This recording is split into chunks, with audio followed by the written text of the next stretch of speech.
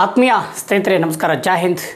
ಇವತ್ತು ಇಡೀ ದೇಶದಲ್ಲಿ ಭಾರತ ಮತ್ತು ಪಾಕಿಸ್ತಾನ ನಡುವೆ ಒಂದು ಯುದ್ಧದ ಸನ್ನಿವೇಶ ನಡೀತಾ ಇದೆ.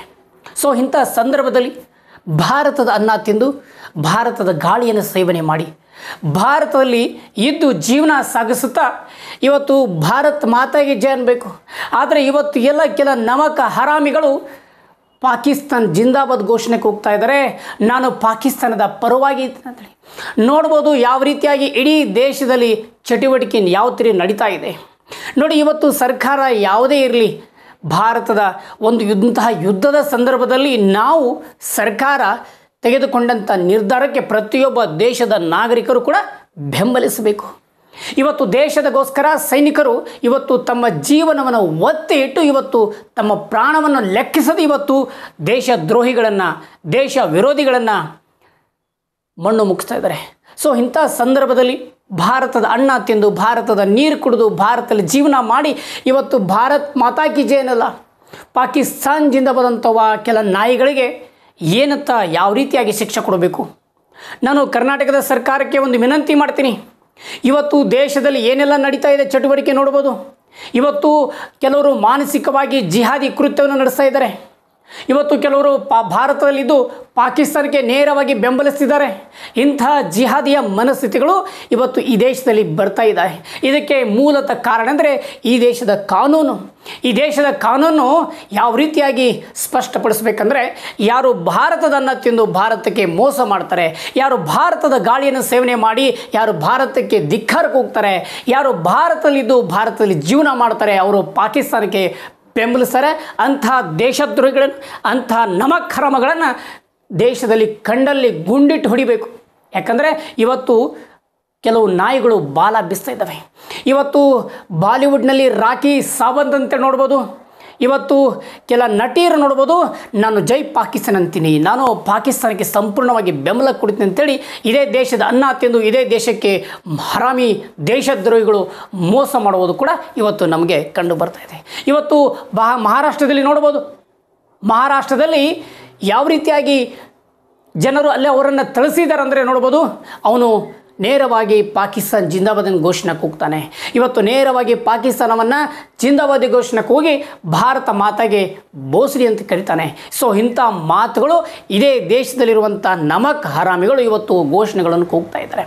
ಇದಕ್ಕೆ ಕಾರಣ ಏನಂದರೆ, ನಮ್ಮನ್ನು ಆಳಿದ ಸರ್ಕಾರಗಳು ಇವತ್ತು, ನಾನು ಸರ್ಕಾರಕ್ಕೆ ಯಾವುದೇ ಸರ್ಕಾರ ಇರಲಿ ಯಾವುದೇ ಜನಪ್ರತಿನಿಧಿ ಇರಲಿ, ಆದರೆ ಅವರಿಗೊಂದು ನಾನು ಸ್ಪಷ್ಟವಾದ ಒಂದು ಸಂದೇಶ ಕೊಡ್ತೀನಿ.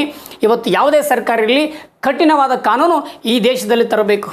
ಅಂದಾಗ ಮಾತ್ರ ಭಾರತದ ಪ್ರತಿಯೊಬ್ಬ ಪ್ರಜೆ ಈ ದೇಶದಲ್ಲಿ ಬದುಕ್ತಾನೆ. ಇಲ್ಲಾಂದರೆ ಇವತ್ತು ನೋಡ್ಬೋದು, ಆಂತರಿಕವಾಗಿ ಯುದ್ಧಗಳು ನಡೀತಾ ಇದೆ. ಇವತ್ತು ಭಾರತ ಯಾವ ರೀತಿಯಾಗಿ ಸಂಕಷ್ಟದ ಸಮಯದಲ್ಲಿದೆ. ಭಾರತ ಮತ್ತು ಪಾಕಿಸ್ತಾನ ಒಂದು ಯುದ್ಧದ ಕಾರ್ಮೋಡನ್ನು ಕವಿತಾ ಇದೆ. ಇಂತಹ ಸಂದರ್ಭದಲ್ಲಿ ನಾವು ಇಡೀ ದೇಶದ ಜನರು ಸರ್ಕಾರದ ಪರವಾಗಿರಬೇಕು. ಇವತ್ತು ರಾತ್ರಿ ಹಗಲು ಅನ್ನೋದೇ ಇವತ್ತು ದೇಶದ ಸೈನಿಕರು, ವೀರರು ಇವತ್ತು ದೇಶದಗೋಸ್ಕರ ಕೆಲಸ ಮಾಡ್ತಿದ್ದಾರೆ. ನಮ್ಮನ್ನು ರಕ್ಷಣೆ ಮಾಡೋಗೋಸ್ಕರ ವಿರೋಧಿಗಳನ್ನು ಮಣ್ಣು ಮುಗಿಸ್ತಾ ಇದ್ದಾರೆ. ಇಂಥ ಸಂದರ್ಭದಲ್ಲಿ ನಾವೆಲ್ಲ ಭಾರತ ಮಾತೆಗೆ ಜೈಕಾರಕ್ಕೆ ಹೋಗಬೇಕು. ನಾವು ಭಾರತದ ಸೈನಿಕರಿಗೆ ಘೋಷಣೆಗಳು ಕೂಗಬೇಕು. ನಾವು ಭಾರತ ಸರ್ಕಾರಕ್ಕೆ ಜೈ ಘೋಷಣೆಗೆ ಹೋಗಬೇಕು. ಆದರೆ ಇಲ್ಲಿರುವಂಥ ದೇಶದ್ರೋಹಿಗಳು, ಭಾರತದಲ್ಲಿರುವಂಥ ಪಾಕಿಸ್ತಾನದ ಮನಸ್ಥಿತಿ ಹೊಂದಿರುವಂಥ ದೇಶದ್ರೋಹಿಗಳು ಭಾರತ್ ಮಾತಾ ಕಿ ಜೈ ಅನ್ನಲ್ಲ, ಭಾರತ ತುಕಡೆ ಅಂತಾರೆ, ಪಾಕಿಸ್ತಾನ್ ಜಿಂದಾಬಾದ್ ಅಂತಾರೆ. ಅವರಿಗೆ ಇದೇ ದೇಶದ ಅನ್ನ ಬೇಕು, ಇದೇ ದೇಶದ ಗಾಳಿ ಬೇಕು, ಇದೇ ದೇಶದಲ್ಲಿ ಇರಲಿಕ್ಕೆ ವಾಸಿಸಕ್ಕೆ ಯೋಗ್ಯವಾದ ಸ್ಥಳ ಇದೆ. ಆದರೂ ಕೂಡ ಅವರು ಭಾರತ ಮಾತೆಗೆ ಧಿಕ್ಕಾರಕ್ಕೆ ಹೋಗಿ ನರಹೇಡಿ ಭಿಕ್ಷುಕ ದೇಶದಂಥ ಪಾಕಿಸ್ತಾನಕ್ಕೆ ಜೈಕಾರಕ್ಕೆ ಹೋಗ್ತಾರೆ. ಇಂತಹ ಮನಸ್ಥಿತಿ ಇವತ್ತು ಇಡೀ ದೇಶದಲ್ಲಿ ಸಾವಿರಾರು ಜನ ಇದ್ದಾರೆ. ಸರ್ಕಾರಕ್ಕೆ ಸಂಪೂರ್ಣವಾಗಿ ಪ್ರತಿಯೊಬ್ಬರು ಕೂಡ ನಾವು ಎಚ್ಚರಿಕೆ ಕೊಡಬೇಕು. ಇಡೀ ದೇಶವಾಸಿಗಳು ಎಚ್ಚರಿಕೆ ಕೊಡಬೇಕು. ಯಾವುದೇ ರಾಜ್ಯದ ಸರ್ಕಾರ ಇರ್ಬೋದು, ಇವತ್ತು ಪ್ರತಿಯೊಬ್ಬರು ಕೂಡ ಯಾರು ಭಾರತ ಮಾತೆಗೆ ಧಿಕ್ಕಾರಕ್ಕೆ ಹೋಗ್ತಾರೆ, ಯಾರು ಭಾರತ ಮಾತೆಗೆ ವಿರೋಧ ಮಾಡ್ತಾರೆ, ಅವರನ್ನು ಕಂಡಲ್ಲಿ ಗುಂಡಿಟ್ಟು ಹೊಡೆಯಬೇಕು ಅನ್ನೋ ಒಂದು ವಿಶೇಷವಾಗಿ ಕಾನೂನು ತರಬೇಕು. ಇವತ್ತು ವಿಶೇಷವಾಗಿ ಯಾಕೆ ತರಬೇಕು? ಭಾರತೀಯರನ್ನು ಸಂಪೂರ್ಣವಾಗಿ ಉಳಿಸ್ಗೋಸ್ಕರ ಭಾರತ್ ಆ್ಯಕ್ಟ್ ಅಂತ ಕಾಯ್ದೆ ತರಬೇಕು. ಇವತ್ತು ಇಡೀ ದೇಶದಲ್ಲಿರುವಂಥ ಭಾರತೀಯರನ್ನು ರಕ್ಷಣೆ ಮಾಡೋಕ್ಕೆ ವಿಶೇಷವಾದ ಕಾನೂನು ತಂದು ಇಂತಹ ದೇಶದ್ರೋಹಿ ಮಾನಸಿಕತೆ ಇರುವಂಥ ವ್ಯಕ್ತಿಗಳನ್ನು ಸುಮ್ಮನೆ ಬಿಡಬಾರ್ದು ಸರ್ಕಾರ. ಇವತ್ತು ಕರ್ನಾಟಕದ ಪೊಲೀಸ್ ಇಲಾಖೆಯಲ್ಲಿ ಇವತ್ತು ನೋಡ್ಬೋದು ಎಷ್ಟೊಂದು ಇವತ್ತು ನಮ್ಮನ್ನು ಕಾಡುವ ಸೈನಿಕರ ಜೊತೆ ಪೊಲೀಸರು ಕೂಡ ಇವತ್ತು ದೇಶವನ್ನು ರಕ್ಷಣೆ ಮಾಡ್ತಾರೆ. ಇವತ್ತು ಪ್ರತಿಯೊಬ್ಬರು ಕೂಡ ಯಾರೇ ಈ ರೀತಿಯಾಗಿ ಪಾಕಿಸ್ತಾನ್ ಜಿಂದಾಬಾದ್ ಅಂತ ಘೋಷಣೆಗೆ ಹೋಗಿದ್ರೆ ಭಾರತ ಮಾತೆ ತುಕಡೆ ಅಂತಾರೆ. ಭಾರತ ಮಾತೆಗೆ ಮುರ್ದಾಬಾದ್ ಯಾರು ಘೋಷಣೆಗೆ ಹೋಗ್ತಾರೆ ಅಂಥವರ ವಿಡಿಯೋಗಳನ್ನು ಅಲ್ಲಿ, ಅಂಥವರ ಸ್ಕ್ರೀನ್ಶಾಟ್ ಅಲ್ಲಿ, ಅಂಥವರ ವಾಟ್ಸಪ್ ಸಂದೇಶಗಳಲ್ಲಿ ಯಾವುದೇ ಥರ ಸಾಮಾಜಿಕ ಜಾಲತಾಣದಲ್ಲಿ ಯಾರು ಹರಿಬಿಡ್ತಾರೆ, ಯಾರು ಅಂಥವರನ್ನು ಭಾಷಣ ಮಾಡ್ತಾರೆ, ಅಂಥವ್ರ ವಿರುದ್ಧ ಪ್ರತಿಯೊಬ್ಬರು ಪೊಲೀಸ್ ಅಧಿಕಾರಿಗಳಲ್ಲಿ ವಿನಂತಿ ಮಾಡ್ತೀನಿ, ಸ್ವಯಂ ಪ್ರೇರಿತವಾಗಿ ಸುಮೋಟೋ ಕೇಸನ್ನು ದಾಖಲಿಸಬೇಕು. ಅವರನ್ನು ಈ ದೇಶದಿಂದ ಗಡೀಪಾರು ಮಾಡಬೇಕು. ಅಂದಾಗ ಭಾರತ ಶಾಂತಿ ಇರುತ್ತೆ. ಇವತ್ತು ದೇಶದ ಶಾಂತಿಗಾಗಿ ಇವತ್ತು ನಮ್ಮ ಸೈನಿಕರು ವೀರ ಸೈನಿಕರು ಇವತ್ತು ಹಗಲು ഇരുಳು ಅನ್ನದೇ, ರಾತ್ರಿ ಅನ್ನದೇ ಇವತ್ತು ಕೆಲಸ ಮಾಡ್ತಿದ್ದಾರೆ, ಇವತ್ತು ಹೋರಾಟ ಮಾಡ್ತಿದ್ದಾರೆ. ಯಾಕಂದರೆ ಇವತ್ತು ಭಾರತ ಮಾತೆಗಾಗಿ ಅವರು ಕೆಲಸ ಮಾಡ್ತಿದ್ದಾರೆ. ಸೊ ಇಂಥ ಸೈನಿಕರು ಇವತ್ತು ದೇಶ ಕಾಯ್ತಿರುವ ಸೈನಿಕರು ಅಲ್ಲಿದ್ದಾರೆ. ಇಲ್ಲಿ ಪಾಕಿಸ್ತಾನದ ಮನಸ್ಥಿತಿ ಹೊಂದಿರುವ ಕೆಲ ದೇಶದ್ರೋಹಿಗಳು ಈ ದೇಶದಲ್ಲಿದ್ದಾರೆ. ಅಂಥವರನ್ನು ಗಡೀಪಾರು ಮಾಡಬೇಕು. ಯಾರು ಭಾರತದ ಮಾತೆ ಅನ್ನ ತಿಂದು ಬೇರೆ ದೇಶಕ್ಕೆ ಸಪೋರ್ಟ್ ಮಾಡ್ತಾನಲ್ಲ, ಇಂಥವನು ತಾಯಿಗಂಡನ ನಮಗೆ, ಇಂಥವನು ನಮಕ್ ಹರಾಮ್ಗಳು. ಇವರು ಈ ದೇಶದಲ್ಲಿ ಇರಬಾರ್ದು. ಅವರು ಏನಾದರೂ ಪಾಕಿಸ್ತಾನ್ ಜಿಂದಾಬಾದ್ ಅಂದರೆ ಅವರನ್ನು ನೇರವಾಗಿ ಒದ್ದು ಪಾಕಿಸ್ತಾನಕ್ಕೆ ಕಳಿಸುವಂಥ ಕೆಲಸ ನಮ್ಮ ಪೊಲೀಸ್ ಇಲಾಖೆಯವರು ಮಾಡಬೇಕು. ಇವತ್ತು ನಾನು ಸ್ಪಷ್ಟವಾಗಿ ಹೇಳ್ತೀನಿ, ಇವತ್ತು ನಮ್ಮ ಕರ್ನಾಟಕವನ್ನು ಆಂತರಿಕವಾಗಿ ರಕ್ಷಣೆ ಮಾಡುತ್ತಿರೋದು ಕರ್ನಾಟಕದ ಪೊಲೀಸ್. ಇವತ್ತು ಭಾರತೀಯ ಪೊಲೀಸ್ ಯಾವ ರೀತಿಯಾಗಿ ಇಡೀ ದೇಶದಲ್ಲಿ ಕೆಲಸ ಮಾಡ್ತದೆ. ಭಾರತದ ಗಡಿಯಲ್ಲಿ ಸೈನ್ಯವನ್ನು ಕೆಲಸ ಮಾಡಿದ್ರೆ ಭಾರತದಲ್ಲಿ ಒಳಗಡೆ ಪೊಲೀಸರು ಕೆಲಸ ಮಾಡ್ತಿದ್ದಾರೆ. ಆದರೆ ಅವರಿಗೆ ನಾವೊಂದು ಸ್ಪಷ್ಟ ಹೇಳ್ತೀನಿ, ಯಾವುದಕ್ಕೂ ಕೂಡ ನೀವು ಅಂಜಬೇಡಿ, ಬಗ್ಗಬೇಡಿ. ನಿಮ್ಮ ಹಿಂದೆ ಇಡೀ ದೇಶವಾಸಿಗಳಿದ್ದಾರೆ. ಇಂತಹ ದೇಶದ್ರೋಹಿಗಳನ್ನು, ಇಂತಹ ನಮಕ್ ಹರಾಮಿಗಳನ್ನು ತಾವು ಯಾವುದೇ ಕಾರಣಕ್ಕೂ ಬಿಡಬಾರ್ದು. ಇಂತಹ ದೇಶದ್ರೋಹಿಗಳನ್ನು ಸುಮೋಟೋ ಕೇಸ್ ಹಾಕಿ 10 ವರ್ಷಗಳ ಕಾಲ ಅವರನ್ನು ಕಠಿಣ ಶಿಕ್ಷೆಗೆ ಈ ರೀತಿಯಾಗಿ ಘೋಷಣೆ ಮಾಡುವಂಥ ಕಾನೂನು ದೇಶದಲ್ಲಿ ತರಬೇಕು. ಅಂದಾಗ ಮಾತ್ರ ದೇಶ ಸುಭದ್ರವಾಗಿರುತ್ತೆ. ಸ್ನೇಹಿತರೆ, ನಾವೆಲ್ಲ ನೋಡ್ಬೋದು ಯಾವ ರೀತಿಯಾಗಿ ದೇಶದ ಮೇಲೆ ಆಂತರಿಕವಾಗಿ ಗಲಭೆ ಮಾಡೋಕ್ಕೆ ಈ ರೀತಿಯಾಗಿ ಪ್ಲ್ಯಾನ್ ಮಾಡ್ತಿದ್ದಾರೆ. ಇವತ್ತು ನೋಡ್ಬೋದು ನೂರಾರು ಜನರನ್ನು ಟಾರ್ಗೆಟ್ ಮಾಡಿ ಇವತ್ತು ಯಾವುದ್ಯಾವುದೋ ಘೋಷಣೆಗೆ ಹೋಗಿ ಭಾರತದಲ್ಲಿ ಮತ್ತಷ್ಟು ಆಂತರಿಕವಾಗಿ ಗಲಭೆಯನ್ನು ಸೃಷ್ಟಿ ಮಾಡೋಕ್ಕೆ ಇವತ್ತು ವಿಚಾರಗಳು ಬೆಳಕಿಗೆ ಬರ್ತಾ ಇದೆ.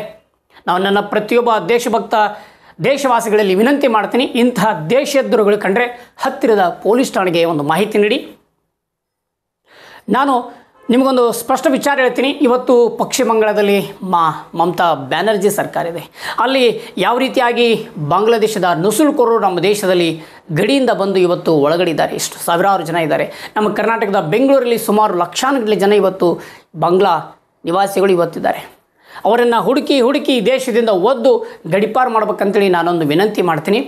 ಇವತ್ತು ಯಾವ ರೀತಿಯಾಗಿ ಸರ್ಕಾರಗಳು ಬದಲಾಗಬೇಕು, ಸರ್ಕಾರಗಳ ಮನಸ್ಥಿತಿ ಬದಲಾಗಬೇಕು. ಇಂತಹ ದೇಶದ್ರೋಹಿಗಳನ್ನು ಯಾವುದೇ ಕಾರಣಕ್ಕೂ ಬಿಡಬಾರದು ಅಂಥೇಳಿ ನಾನು ವಿನಂತಿ ಮಾಡಿಕೊಡ್ತೇನೆ. ಯಾಕಂದರೆ ಇವತ್ತು ದೇಶದಗೋಸ್ಕರ, ಭಾರತ ಮಾತೆಗೋಸ್ಕರ ಇವತ್ತು ಸೈನಿಕರು ತಮ್ಮ ಪ್ರಾಣವನ್ನು ಕೊಟ್ಟು ಲೆಕ್ಕಿಸದೆ ಹೋರಾಟ ಮಾಡ್ತಿದ್ದಾರೆ. ಇಂಥ ಸೈನಿಕರಿಗೆ ಅಗವತ್ತು ಯಾರು ತೋರ್ತಾರೆ, ಸೈನಿಕರಿಗೆ ಯಾರು ವಿರುದ್ಧ ಮಾತಾಡ್ತಾರೆ ಅಂಥವ್ರ ವಿರುದ್ಧ ಕೂಡ ತಾವು ಕಠಿಣವಾದ ಶಿಕ್ಷೆಯನ್ನು ಈ ದೇಶದಲ್ಲಿ ತರಬೇಕಂತೇಳಿ ನಾನು ವಿನಂತಿ ಮಾಡ್ತೀನಿ. ಸ್ನೇಹಿತರೆ, ಬಹುಶಃ ನೋಡ್ಬೋದು ಇವತ್ತು ಇಂಡಿಯಾ ಮತ್ತು ಪಾಕಿಸ್ತಾನದ ಯುದ್ಧಗಳು ಯಾವ ರೀತಿಯಾಗಿ ನಡೀತಾ ಇದೆ. ಇಂಥ ಸಂದರ್ಭದಲ್ಲಿ ಪ್ರತಿಯೊಬ್ಬರು ಕೂಡ ನಾವು ಭಾರತೀಯರು ನಮ್ಮ ಸೈನಿಗೆ ಸಂಪೂರ್ಣವಾಗಿ ಬೆಂಬಲಿಸಬೇಕು. ಅದನ್ನು ಬಿಟ್ಟು ಇಲ್ಲಿರುವಂಥ ಜಿಹಾದಿಗಳು ಪಾಕಿಸ್ತಾನದಿಂದ ಬಂದಂಥ ಘೋಷಣೆಗೆ ಹೋಗ್ತಾ ಇದ್ದಾರೆ. ಅವರಿಗೆ ನಾನು ಒಂದು ಎಚ್ಚರಿಕೆ ಹೇಳ್ತೀನಿ, ನಿಮಗೇನಾದರೂ ಅಷ್ಟೊಂದು ಪಾಕಿಸ್ತಾನದ ಪರವಾಗಿ ಪ್ರೀತಿ ಇದ್ದರೆ ದಯವಿಟ್ಟು ನೀವು ಈ ದೇಶವನ್ನು ಬಿಟ್ಟು ಹೋಗಿ. ನಿಮ್ಮ ದೇಶ ಪಾಕಿಸ್ತಾನದಲ್ಲಿದೆ, ಆ ಪಾಕಿಸ್ತಾನದಲ್ಲಿ ನೀವಿದ್ದು ಜೀವನ ಮಾಡಿರಿ.